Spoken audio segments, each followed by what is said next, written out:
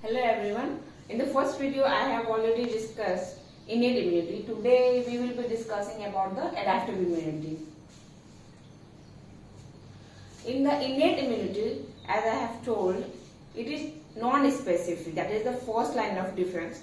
So in the first line of defense, skin, mucous membrane and secretion of skin will be there. In the second line of defense, phagocytic white blood cells, antimicrobial proteins and inflammatory response.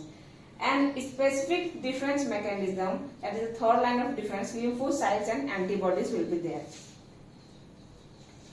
Adaptive immunity, name itself says कि हम जब life जीते हैं उसके बाद जब हमारे body में एंटीबॉडीज अटैक करते हैं, देन हमारी बॉडी उसके लिए अडेप्ट करती है. तो immunity that an organism develops during the life time. जब हम कोई एंटीजन से एक्सपोज होते हैं, कोई भी फॉरेन बॉडी हमारी बॉडी में जब आ जाता है, एक्सपोज होता है, फिर हमारा बॉडी उसके लिए अडेप्ट कर लेता है. और ये बेसिकली इसमें लिम्फोसाइट्स इन्वॉल्व होते हैं और earlier slides I have told कि ये थर्ड लाइन ऑफ डिफेंस होता है. एडेप्टिव इम्यूनिटी का जो मेन प्रॉपर्टी है वो है antigenic specificity, diversity, immunological memory and self and non self recognition. तो first antigenic specificity. Innate immunity होता है जो बाय बर्थ में हमारी बॉडी में होती है, वो स्पेसिफिक नहीं होता है. कोई भी फॉरेन बॉडी आए हमारे लिए स्किन जो सबसे प्रोटेक्ट करता है, ऐसा कुछ स्पेसिफिक नहीं है कि ये पर्टिकुलर माइक्रोऑर्गेनिज्म के लिए करेगा या पर्टिकुलर बैक्टीरिया के लिए या वायरस के लिए, सबसे प्रोटेक्ट करता है स्किन. लेकिन एडेप्टिव इम्यूनिटी क्या है, ये स्पेसिफिक है. पर्टिकुलर माइक्रोब के लिए, पर्टिकुलर एपिटोप के लिए पर्टिकुलर एक एंटीबॉडी होगा या एक पर्टिकुलर मैकेनिज्म होगा, वो बहुत स्पेसिफिक होता है. और हमारे बॉडी में डिफरेंट काइंड ऑफ जो है एंटीबॉडीज फॉर्मुलेट होते हैं. और अगेन है diversity. Diversity means different kind of antibodies will be form. And फिर है इम्यूनोलॉजिकल मेमोरी. मेमोरी यहाँ पे बहुत इंपॉर्टेंट है एडेप्टिव इम्यूनिटी में, क्योंकि हमारे से स्किन वगैरह या और म्यूकस मेम्ब्रेन या कुछ भी, इसमें क्या है, कोई मेमोरी सेल्स नहीं फॉर्म होता है. जो एक बार अटैक करेगा तो वो वापस अगर अटैक करेगा तो same response will be there. पर इसमें क्या है कि एक मेमोरी सेल्स बन जाता है, ताकि जब सेकेंड टाइम वो रेस्पॉन्स मिले, मतलब जब कोई अटैक करेगा तो वो हाइटेन और जल्दी रेस्पॉन्स करेगा. और self and non self recognition. अगर हमारा जो इम्यून सिस्टम है खुद हमारे बॉडी के सेल्स को ही डाइजेस्ट करने लगेंगे तो फिर हमारे बॉडी के लिए नुकसान होगा और बहुत सारे से ऑटो इम्यून डिजीजेस हैं वो कॉज हो जाएगा. तो हमारा बॉडी में जो डिफेंस मैकेनिज्म है, जो इम्यून सिस्टम है, वो अपना सेल्फ मतलब खुद के सेल्स और जो बाहर जो है एंटीजेंस है उसमें डिस्टिंग्विश करना बहुत जरूरी है. और जो एडेप्टिव इम्यूनिटी है वो मेनली दो तरह के होते हैं. फर्स्ट होगा ह्यूमोरल, जिसमें कि एंटीबॉडीज इन्वॉल्व होंगे, बेसिकली ये बी सेल्स होते हैं. और जो सेकेंड होता है वो सेल्यूलर, जिसमें कि टी लिम्फोसाइट्स इन्वॉल्व होते हैं. As you can see here, जो बी सेल्स है उसका जो सेल रिसेप्टर है वो एंटीजन बाइंडिंग रिसेप्टर, वो एंटीबॉडी है. और टी सेल्स फर्दर जो दो तरह के होगा, आगे भी पढ़ेंगे हम लोग, टीएच और टीसी. टीएच सेल जो होते हैं टी हेल्पर सेल होते हैं और टीसी जो होता है साइटोटॉक्सिक सेल होते हैं. टीएच सेल जो होता है उसमें टी सेल रिसेप्टर होता है और CD4 होते हैं. टीएच सेल का जो होता है रिसेप्टर CD4 और TCR. और टीसी सेल के जो होते हैं receptor T cell receptor and CD8 receptor होते हैं. वो आगे फर्दर हम लोग और देखते हैं. जो हमारे बॉडी में जो सेल्स वगैरह फॉर्म होते हैं, ब्लड सेल्स, वो बेसिकली फॉर्म होते हैं बाय द प्रोसेस ऑफ हेमेटोपोइसिस. हेमेटोपोइसिस क्या होता है कि हेमेटोपोइटिक स्टेम सेल के पता है ना कि वो कोई भी सेल्स बना सकते हैं, जो प्रॉपर्टीज होती हैं. तो वो क्या करते हैं, हेमेटोपोइटिक स्टेम सेल्स जो होते हैं फर्दर जो है बनाते हैं myeloid, progenitor and lymphoid. Myeloid के लिए फर्दर और जो हम लोग पढ़े होंगे पहले भी, ग्रैनुलर सेल, इओसिनोफिल, बेसोफिल्स वगैरह बनाते हैं. मेनली लिम्फोइड प्रोजेनेटर बनाते हैं और इसी से टी सेल प्रोजेनेटर और बी सेल, और फर्दर डिवाइड होते हैं T cell, T helper cell और टीसी सेल पे, और बी सेल डिवाइड होते हैं बी सेल और फर्दर मेमोरी सेल्स वगैरह में. B lymphocyte as name itself B आया है क्योंकि ये बनता तो बोन मैरो में ही है, लेकिन ये मैच्योर भी बोन मैरो में ही होता है. बट टी लिम्फोसाइट जो होता है वो बनता बोन मैरो में है, लेकिन वो फर्दर ट्रेवल करता है थाइमस में और वहां पे टी लिम्फोसाइट्स मैच्योर होता है और बी लिम्फोसाइट्स बोन मैरो में बनता भी और मैच्योर भी होता है। और बी सेल के ऊपर जो जैसे मैंने पहले दिखाया एंटीबॉडी मॉलिक्यूल होते हैं। और जो नेव बी सेल, नेव मतलब ये नया सेल, अभी ये एंटीजन से इंटरेक्शन उसका नहीं हुआ है, ये जस्ट अभी फॉर्मुलेट हुआ है, तो उसको बोलेंगे नेव सेल। तो नेव बी सेल जब फर्दर जब जब एंटीजन से इंटरेक्ट करेगा तो ये फर्दर इसमें डिवीजन होगा और वो बनेगा मेमोरी सेल और प्लाज्मा सेल। और प्लाज्मा सेल ही जो है बहुत सारे एंटीबॉडीज रिलीज करेंगे और फर्दर जो एंटीबॉडीज जो होंगे वो ही जो है एलिमिनेट करेंगे या न्यूट्रलाइज करेंगे द इफेक्ट ऑफ एंटीजेंस। और इसको humoral immunity because mainly it's involve the antibodies. तो फर्दर आगे हम लोग इसका डिटेल देखेंगे, सिर्फ यहाँ देखते हैं। यहाँ पे बी सेल है और ये जो एंटीजन है, जब ये बी सेल एंटीजन से इंटरेक्ट करेगा तो मेमोरी सेल्स और ये प्लाज्मा सेल बनेगा। मतलब बी सेल के अंदर में आप देख सकते हैं कि फर्दर जो मॉडिफिकेशन हुए हैं यहाँ पे ईआर वगैरह और फर्दर डेवलप हुए हैं और माइटोकॉन्ड्रिया, और ये सीक्रेट करते हैं बहुत सारे एंटीबॉडीज। इसकी लाइफ जो होती है प्लाज्मा सेल्स की बहुत कम होती है, वो अपने कम लाइफ स्पैन में ही ये बहुत सारे जो है एंटीबॉडीज रिलीज करते हैं, जो कि या तो इसको न्यूट्रलाइज करेंगे एंटीजेंस को या इसके इफेक्ट को या उसको एलिमिनेट कराने में हेल्प कर देंगे। और एंटीबॉडी का स्ट्रक्चर फर्दर और क्लासेस में पढ़ेंगे कि ये जो है जैसे ये वाई शेप के दिखा रहे हैं, ये मेनली 4 पॉलीपेप्टाइड से बना हुआ रहता है। 2 होते हैं हैवी चेन और 2 लाइट चेन होते हैं, वो फर्दर विल डिस्कस। अब आते हैं सेल मेडिएटेड इम्यून रेस्पॉन्स में। सेल मेडिएटेड इम्यून रेस्पॉन्स में मेनली टी लिम्फोसाइट्स इन्वॉल्व होते हैं और ये जो सेल्स इन्फेक्टेड होते हैं वो जो है सेल मेडिएटेड इम्यून रेस्पॉन्स में इन्वॉल्व होते हैं।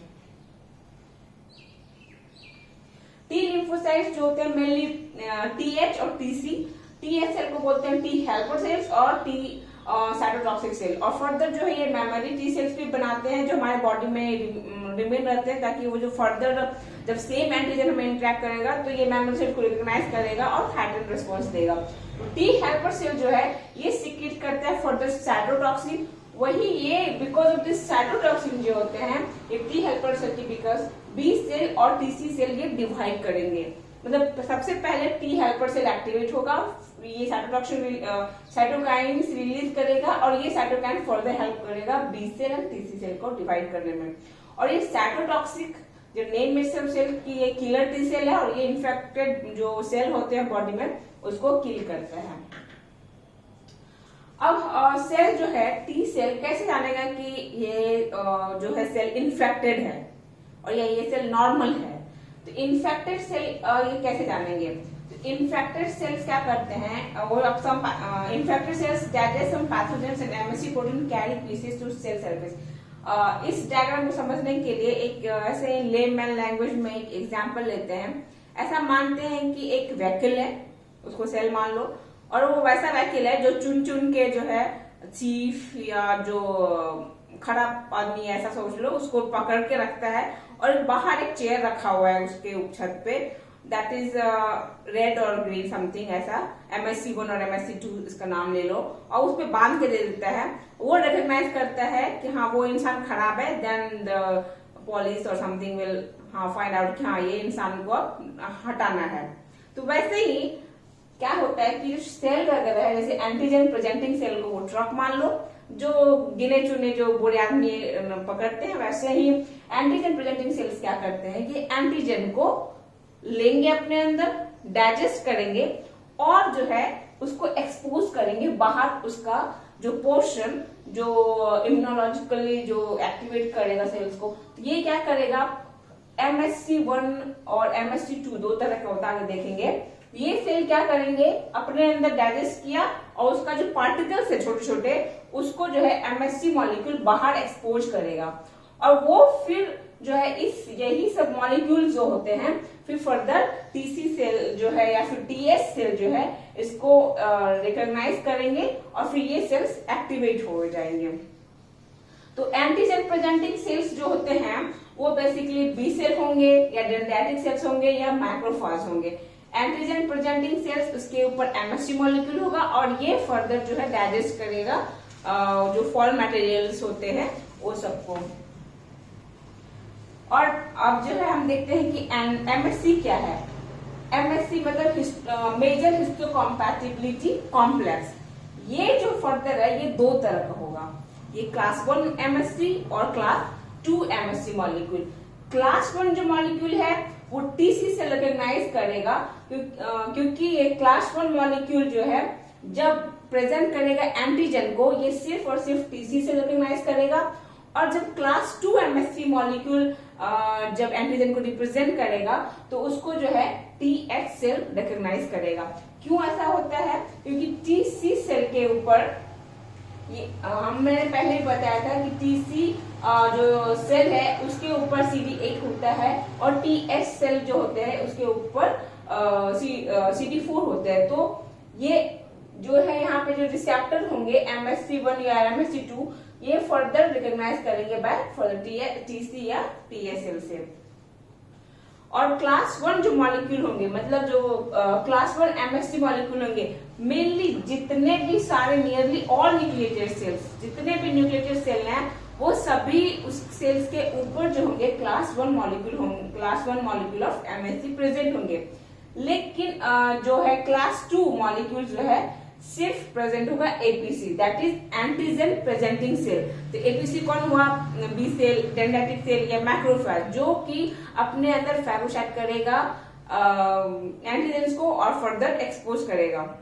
तो एपीसी से के ऊपर सिर्फ क्लास 2 और बाकी जो है जो न्यूक्लिएटेड सेल है उसके ऊपर क्लास 1 एमएससी प्रेजेंट होगा। और क्लास 2 जो मॉलिक्यूल है एमएससी का वो रिकॉग्नाइज होगा by TH cell and class 1 recognise होगा by TC cell. That is very important, you have to remember. अब है एंटीजन प्रेजेंटेशन। ये दो प्रोसेस होगा। एक जब बाहर एंटीजन प्रेजेंट है, मतलब बाहर कोई वायरस, बैक्टीरिया या पैथोजेंस या कुछ भी जो प्रोटीन्स वगैरह है जो खराब है उसको डाइजेस्ट लेंगे, जैसे फैगोसाइटोसिस होता है नॉर्मल प्रोसेस, उसी तरह से ये जो बनाएगा pseudopodium like structure like that is false and it will internalise that.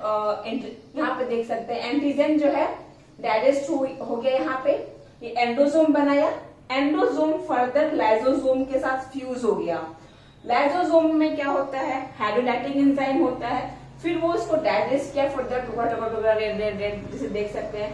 फिर ये जो है ये जो ऐसे करके है ये क्लास 2 एमएससी मॉलिक्यूल है, ये इस पार्टिकल्स को यहाँ पे सेल्स के ऊपर लेके आ गया। तो यही जो है रिकॉग्नाइज करेगा बाय टीएच सेल। फिर ये एक दूसरा प्रोसेस ये है कि मतलब खुद के अंदर, मतलब सेल के अंदर ही हो सकता है, या तो कुछ वायरल प्रोटीन हो या कुछ वायरस अंदर ही हो, या कुछ जो कैंसरस सेल्स हैं वो खुद अंदर में ही कुछ ऐसे प्रोटीन्स बनाते हैं that is not good for cells in fact.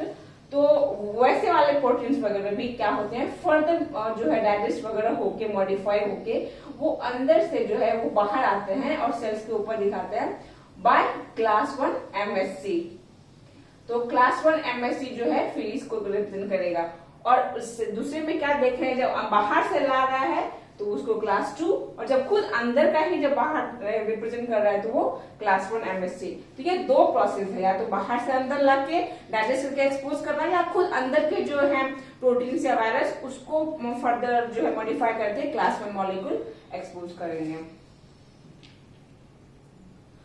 तो फर्दर टी हेल्पर सेल्स में जाते हैं कि मैंने पहले ही बता दिया है कि टी हेल्पर सेल क्या होगा कि मेनली इसको हमें याद रखना है कि ये टीएच सेल किसी भी पैथोजन जो बाहर घूम रहे हैं उसको नहीं रिकॉग्नाइज करेंगे अनलेस और अनटिल कोई भी पैथोजन एमएससी से बाउंड हो। एंटीबॉडी क्या करेगा, जो भी बाहर कोई भी पैथोजन हो, कुछ भी प्रोटीन एक्स्ट्रा, उस पर जाके एंटीबॉडी बाइंड करेगा और वो हेल्प करेगा उसको न्यूट्रलाइज करने में या एलिमिनेट करने में। बट टीएच सेल क्या करेगा, या इसके रिसेप्टर्स जो है तभी रिकॉग्नाइज करेंगे पैथोजन को जब वो एमएससी मॉलिक्यूल से अटैच हो। तो ये बहुत इंपॉर्टेंट है। और जब टीएच सेल एक्टिवेट करेगा फिर वो साइटोकाइन्स रिलीज करेगा, फिर वो बी सेल और टीसी सेल को एक्टिवेट करेगा। अगर टीएस सेल नहीं है, there will be no immune response. And then TC cell, cytotoxic T cell, ये क्या करते हैं, एक्चुअली जो टारगेट सेल्स होते हैं उसको जाके या तो होल्ड करेंगे या फिर उसको इन्फेक्ट करके उसको किल ही कर देते हैं। A puncture the cell membrane of infected cell, apoptosis. Apoptosis ये क्या होता है, प्रोग्राम सेल डेथ होता है। मतलब हमारे बॉडी में भी हमेशा ऐसा नहीं कि सभी सेल्स से बनते रहते हैं, कुछ कुछ डेथ भी होते हैं और वो जरूरी भी है, क्योंकि जैसे कैंसर सेल्स में क्या होता है कि वो सेल्स जो है सिर्फ ग्रो होते जाते हैं, सिर्फ डेथ नहीं होते हैं। तो डेथ भी सेल्स का जरूरी होता है। एपोप्टोसिस क्या है, प्रोग्राम सेल डेथ, मतलब एक प्रोसेस होता है जिसमें कि सेल डेथ का भी प्रोग्राम होता है, तो वो टीसी सेल हेल्प करता है। या फिर कोई अगर इन्फेक्टेड सेल्स है उसको भी डिस्ट्रॉय करेगा। तो अब जो ये डायग्राम हमने पहले देखा था सिर्फ बी सेल्स के लिए, अब फुल्ली इसको समझते हैं, अब समझ में आएगा।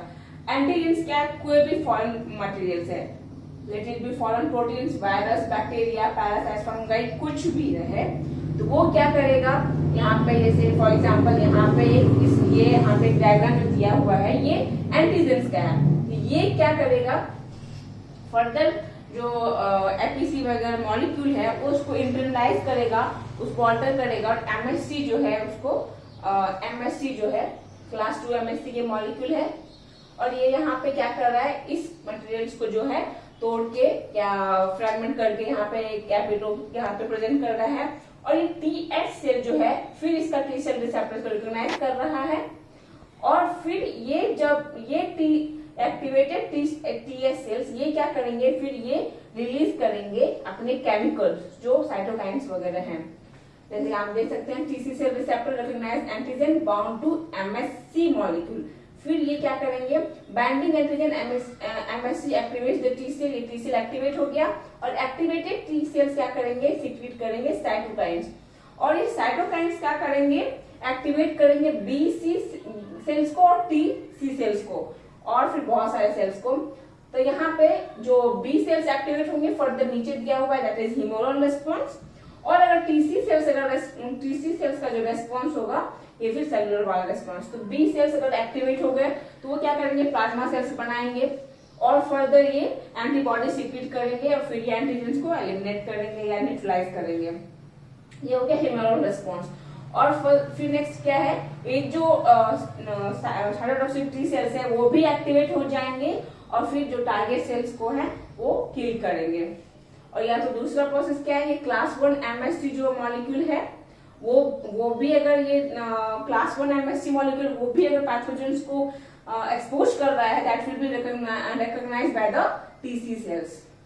तो इसको बस एक ओवरऑल हम समझते हैं कि फर्स्ट में क्या है, पैथोजन है आया, इंटरलाइज कौन किया, एपीसी एंटीजन प्रेजेंटिंग सेल्स वो लिया और वो एक्सपोज किया एमएससी क्लास 2 के द्वारा। ऊपर में एक सेल है उसके ऊपर एमएससी क्लास 2 वाला जो है वो लेके ऐसे बैठा हुआ है, हाँ आओ टीएच सेल रिकॉग्नाइज करो। फिर टीएच सेल यहाँ पे आएगा, उसको रिकॉग्नाइज करेगा क्योंकि उसके पास टी सेल रिसेप्टर है और CD4 है। फिर रिकॉग्नाइज किया, उसके बाद फिर ये खुद एक्टिवेट होगा, एक्टिवेट होके फिर ये रिलीज करेगा साइटोकाइन्स और ये साइटोकाइन्स एक्टिवेट करेगा बी सेल्स को और टीसी सेल्स को। बी सेल्स क्या करेंगे, एक्टिवेट होके प्लाज्मा सेल्स बनाएंगे, मेमोरी सेल्स बनाएंगे और फिर ये जो फर्दर बहुत सारे एंटीबॉडीज रिलीज करेंगे और ये टीसी सेल जो है एक्टिवेट हो जाएंगे और ये फर्दर जो है साइटोटॉक्सिन जो है अपना काम करेंगे, अपने जो सेल्स है उसको डाइजेस्ट करेंगे या किल करेंगे अपने हिसाब से। ओके, अब जो हम बार बार बोल रहे कि मेमोरी सेल्स या मेमोरी सेल्स वो क्यों है, कोई भी अगर पैथोजन बॉडी में फर्स्ट टाइम एंटर कर रहा है, ओके, इसके समझने के लिए एग्जांपल देते हैं कि हमारा एक घर है, हम अकेले हैं, कोई इंसान आया, इलेक्ट्रिक आंटी आई, बोली पानी पिला दो, हमने दिया पानी, तो बस वो क्या की, वो तो चोर निकली, हमें बांध दी या सब लूट बांध के चले गई। तो हमें एक याद होगा ना उसका चेहरा कि हाँ वो आंटी ऐसी दिखती है, हमें तो लूट के गई थी। फिर क्या हुआ, जब सेकेंड टाइम वो आएगी तो मे भी थोड़ा टाइम लगे, लेकिन एक तो लगेगा कि हाँ उसको पहचाना हुआ है, फिर जान जाने कि अरे ये तो वही आंटी जो हमें लूट के गई थी। फिर क्या करेंगे, सेकंड टाइम उसको पानी तो नहीं पिलाएंगे, पक्का से डंडे से मार के भगाएंगे। तो सेम थिंग यहाँ पे होता है, हमारे बॉडी में डिफेंस मैकेनिज्म से होता है। वो क्या करते हैं कि एक मेमोरी सेल्स बना लेते हैं इस पैथोजन के अगेंस्ट में। तो वही जो फर्स्ट टाइम होता है उसको टाइम लगता है अपना रिस्पॉन्स देने में।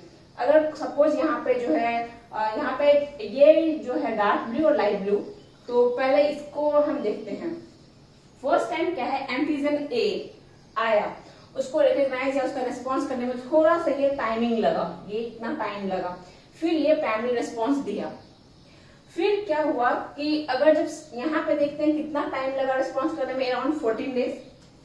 वही अगर एंटीजन ए अगर सेकेंड टाइम आया तो इसको रिस्पॉन्स करने में कितना टाइम लगा, जस्ट 6 डेज।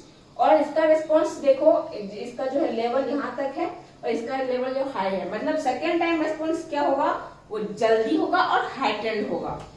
और फिर यहाँ पे एंटीजन ए के लिए, अब यहाँ पे क्या क्या है, antigen B first time enter किया, तो ये यहाँ पे फिर अगेन जो एंटीजन जो है बी के लिए क्या हुआ, ये रिस्पॉन्स दिखा रहा है। इसके लिए देखो टाइमिंग भी ज्यादा है और रिस्पॉन्स भी थोड़ा जो है हाइटेंड नहीं है ज्यादा। फिर नेक्स्ट अगर सेकेंडरी भी अगर यहाँ पे अगर ऐसा कुछ ग्राफ रहता तो सेकेंडरी रिस्पॉन्स दिखाता, वो क्या होता फिर जल्दी रिकॉग्नाइज करता और हाइटेंड। तो इसके लिए बेस्ट एग्जाम्पल अगर वही याद रख सकते हैं कि आंटी लूट के गई, सेकेंड टाइम ज्यादा जल्दी पहचानेंगे और हाइटेंड रिस्पॉन्स होगा। Same thing with the defence system.